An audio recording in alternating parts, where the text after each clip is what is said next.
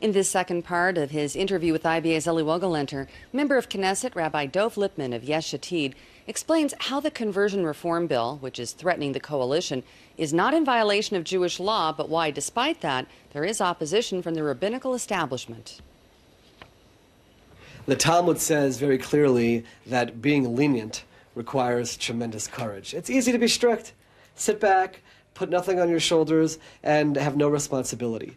The rabbis who are in favor of it, let me just add to this, Rabbi Nachum Rabinovich, who is willing to move forward even with the conversion of the children. And by the way, the conversion of the children is clear that, according to halacha, it's called a zchut. It's a merit for them. And therefore, you can convert them when they're children, even if they're not at the moment living a religious lifestyle on any level.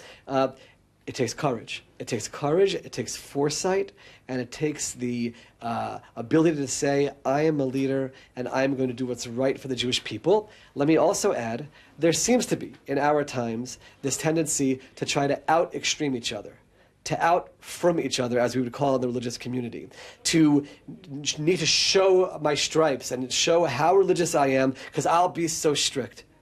And I feel that if you want to really show how religious you are, if that's what you're trying to do, then you shouldn't be in a position of leadership, and you shouldn't be in the rabbinate. We need rabbis who will take responsibility for the future of the Jewish people, who know all of the sources, and are willing to say, we have the sources to save ourselves from an internal catastrophe. And unfortunately, that model of out-religiousing each other, or this religiosity battle, competition, is not only in the ultra-Orthodox community, it's now also in the religious Zionist community. And that's a shame.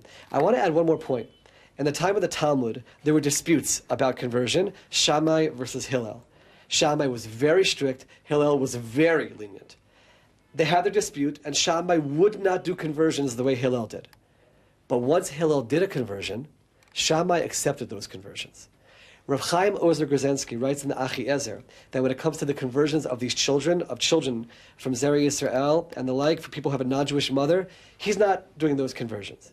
But he also says it's forbidden to speak out against the rabbis who are doing them, and he enumerates his reasons for that. And then at the end he says, because in actuality, there is a basis in Jewish law to do what they're doing. And that's what I would demand from the rabbis here.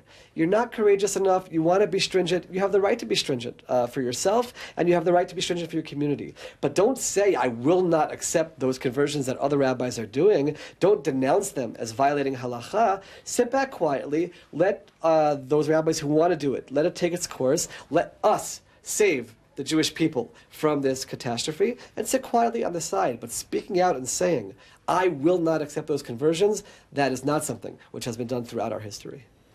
Swedish Foreign